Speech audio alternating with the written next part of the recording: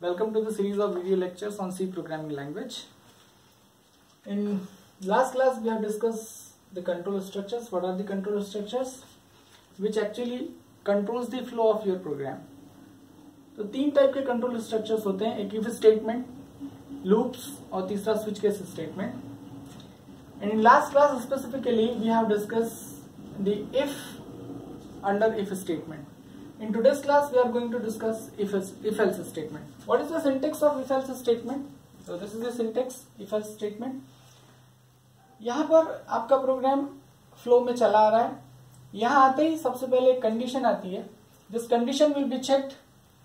If this gets true, the corresponding block of statements will be executed, and then this else block will be skipped, and the execution will continue further.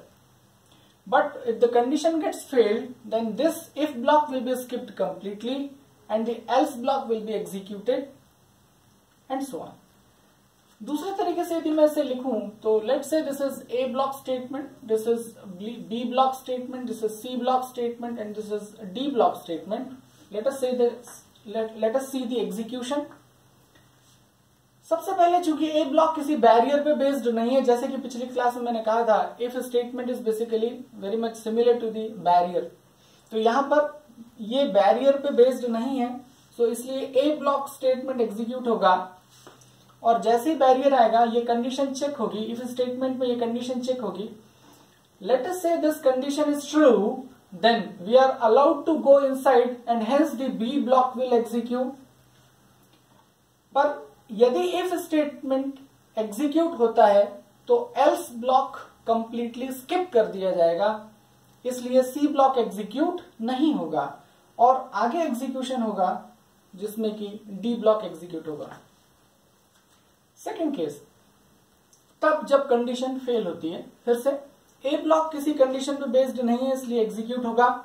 यहां if में condition fail होने के कारण ये block skip कर दिया जाएगा, B block skip कर दिया जाएगा और अपने आप सी ब्लॉक एग्जीक्यूट होगा. So instead of B the C block will be executed और उसके बाद जब हम लोग बाहर आएंगे तो डी ब्लॉक एग्जीक्यूट होगा. सो यदि आप यहां देख रहे हैं तो ए डी ब्लॉक दोनों ही केस में एग्जीक्यूट हो रहे हैं, लेकिन यदि कंडीशन ट्रू होती तो बी ब्लॉक एग्जीक्यूट होता है और यदि बी ब्लॉक एग्जीक्यूट होगा तो सी ब्लॉक एग्जीक्यूट नहीं होगा. वाइस वर्सा, कंडीशन जब फेल होती है तो ए और डी ब्लॉक एग्जीक्यूट होंगे, बी ब्लॉक कंप्लीटली स्किप कर दिया जाएगा और सी ब्लॉक एग्जीक्यूट होगा. इन ऑल यदि हम ये कहें कि जब इफ एल्स स्टेटमेंट एग्जीक्यूट होता है तब यदि कंडीशन ट्रू होती है तो इफ सेक्शन एग्जीक्यूट होगा, एल्स ब्लॉक स्किप कर दिया जाएगा. यदि कंडीशन फेल होती है तो इफ ब्लॉक स्किप कर दिया जाएगा और एल्स ब्लॉक एग्जीक्यूट होगा. याद रहे दोनों ही ब्लॉक्स में से कोई एक ही ब्लॉक एक समय पे एग्जीक्यूट होगा. यदि इफ तो एल्स नहीं और यदि इफ नहीं तो एल्स एग्जीक्यूट होगा अपने आप. इसको समझने के लिए हम लोग कुछ एग्जांपल्स लेते हैं. पहला एग्जांपल, मान लेते हैं मुझे ये चेक करना है कि कोई भी दिया गया नंबर इवन है या ऑड है. एक बात और आप हमेशा ध्यान रखिए, इफ एल्स स्टेटमेंट हम सिर्फ तभी अप्लाई करेंगे जब आपके पास कंडीशंस में दो ही केसेस हैं जो कि यस नो, ट्रू फॉल्स, हाँ ना या एक दूसरे के खिलाफ हो. वही स्टेटमेंट्स के केस में, ऐसे ही केसेस में हम लोग इफ एल्स स्टेटमेंट अप्लाई करेंगे. एग्जाम्पल जैसे कि अभी हम बात कर रहे थे, यदि मुझे ये चेक करना है कि दिया गया नंबर इवन है या ऑड है, उस केस में हमें इफ एल्स स्टेटमेंट लगाना होगा. क्यों? क्योंकि यदि कोई नंबर इवन होगा तो ऑड नहीं होगा और यदि वो नंबर ऑड है तो इवन नहीं होगा.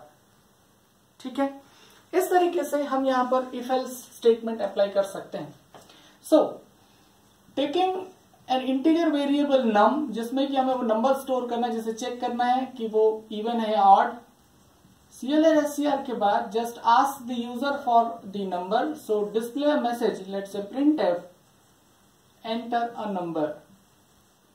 जैसे ये मैसेज पढ़ा जाएगा यूजर आपको एक वैल्यू देगा, आप उसे स्कैन कर लीजिए, दैट इज %d.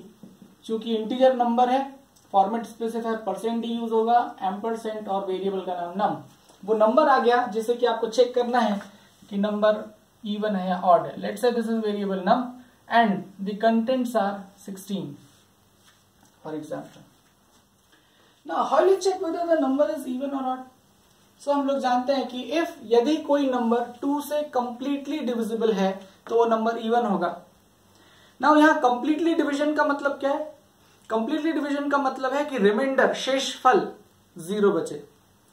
इसको प्रूफ करने के लिए हम दो एग्जांपल लेते हैं। मान लेते हैं नंबर वेरिएबल के लिए दो केसेस में लेता हूं। Let's say first case is 16 and other case is 17। यदि मैं डिवीजन करके इसे चेक करूं तो क्या होगा?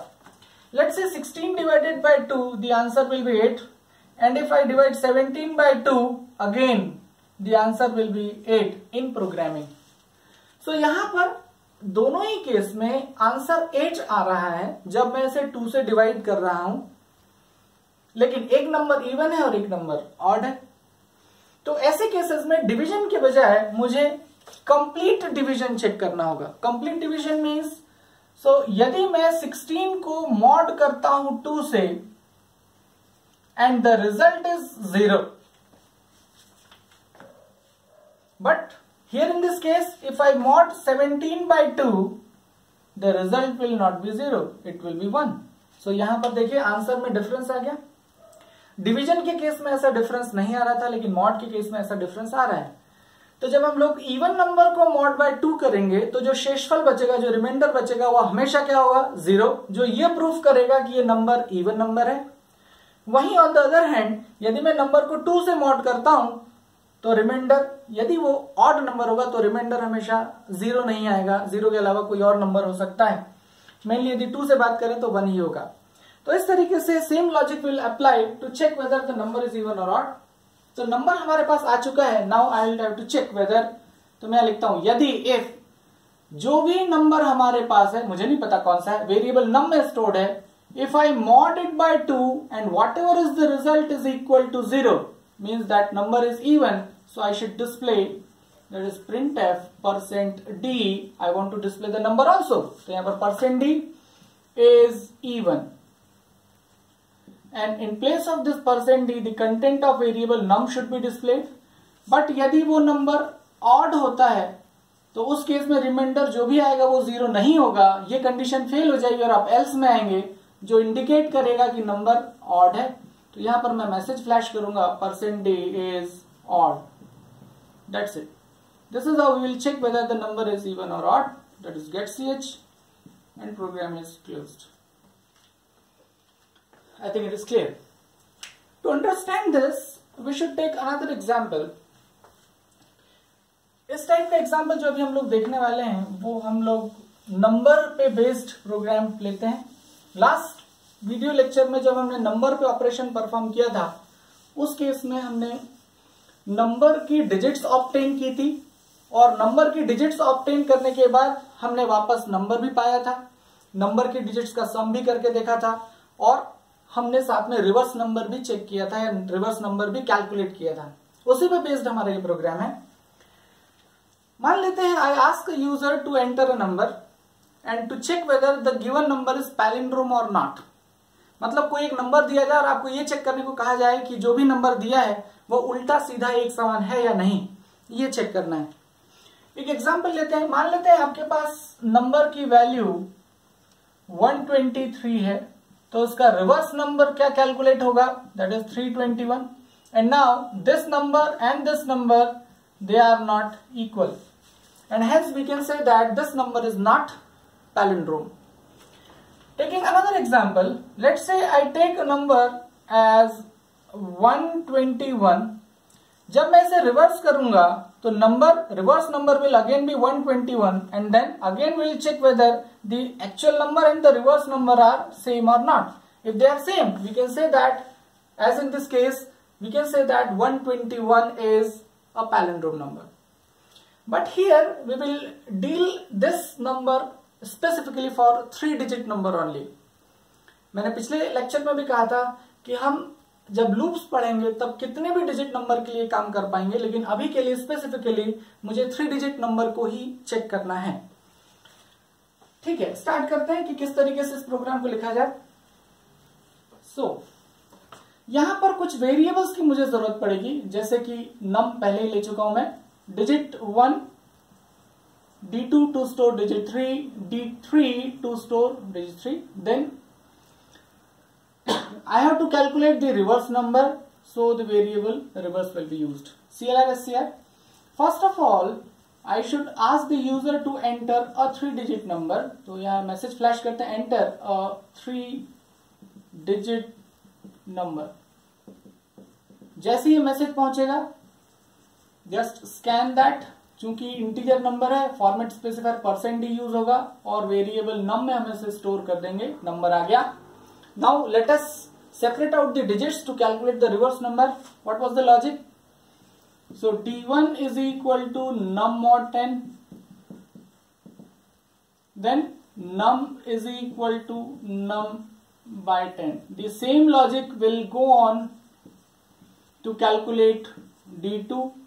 Last video lecture जिसमें कि हम लोग ने नंबर पे ऑपरेशन परफॉर्म करना सीखा था, आप उसको व्यू कर सकते हैं इसके लिए. And third time D3 is equal to num mod 10 and num is equal to num by 10. For quick review, let us say this is a number. We will be having 3-digit variable, let's say D1, D2 and D3. D1 में num mod 10 means 3 आ जाएगा. num is equal to num by 10 से num की value 12 हो जाएगी. num 12 mod 10 से D2 में 2 आ जाएगा. num is equal to num by 10 से num की वैल्यू 1 हो जाएगी. num mod 10 से D3 आपके पास 1 आ जाएगा और num is equal to num by 10 से num की वैल्यू 0 हो जाएगी. देन नंबर तो 0 हो चुका. जो भी ओरिजिनल वैल्यू नंबर की थी वो 0 हो चुकी है. एक्चुअली मुझे नंबर की वापस वैल्यू रिकवर करनी होगी. उसके लिए हमने लास्ट क्लास में लेक्चर में देखा भी था. तो हमें क्या लिखना होगा? num is equal to, I have to generate 123 again. So 123 can be obtained by D1 into 100 plus D2 into 10 plus D3 into 1. This will recover this num as 123 again. Okay. Now I will have to calculate this reverse number. How can we obtain the reverse number? What will be the formula? The reverse variable or the reverse number can be calculated as D3. That is D3. Sorry, for num it should be D3 and it should be D1. And for reverse, the reverse will be, take this as 0 first of all. Okay. D1, D2 and D3. Now, for reverse number, I should write this as D3 into 100 plus D2 into 10 plus D1 into 1. So, what is D1 into 1? That is 3. D2 into 10, 20 and D3 into 1, that is 123. But it should be the reverse one. So I should write D1 over here, D2 and D3. And the logic for number will be D3 into 10, 100 plus D2 into n, D1 into 1. This is how. So D3 into 100 means 100 plus D2 into 10, that is 20 plus D1 into 3, that is 123. The number will be generated. And the reverse number can be generated by D1 into 100, that is 300 plus D2 into 10, that is 20 plus and D3 into 1, that is 321 will be generated. Now, the actual number 123 is stored in the variable num. The reverse number is stored in the variable rev. Now I should check whether both are same or not. So if I write if whatever is the original number that is stored in num is equal to rev. क्या ऐसा है? No. This condition will not be true. But in case of this, the number will be 121 and its reverse number will be 121 again. Why? Because in that case D1 will be 1 and D2 will be 2 and D3 will be 1. So the reverse number will be 121. So we'll check whether the number is equal to the reverse number. If this is so, I should write printf %d is palindrome.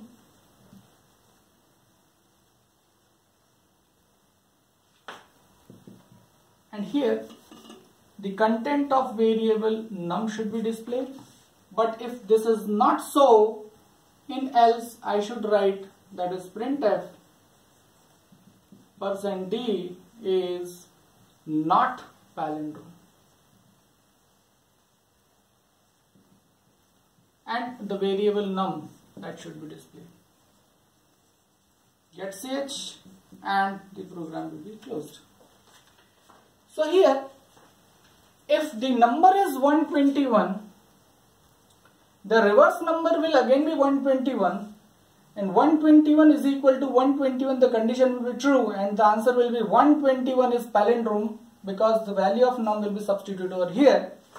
And in case of 320 or 123, the number will be 123 but the reverse number will be 321, and this condition will be failed, this block will be skipped, and hence automatically the else block will execute and it will display 123 is not palindrome, like that. So I think the if else statement is good to handle such cases where only two cases are there which are opposite of each other, that is yes, no, true, false, ha, na, and so on. This is all about the if else statement. In next class video lecture we will discuss if else if statement. Please do share, like and comment and subscribe my video channel. Don't forget to press bell icon for more updates. Thank you.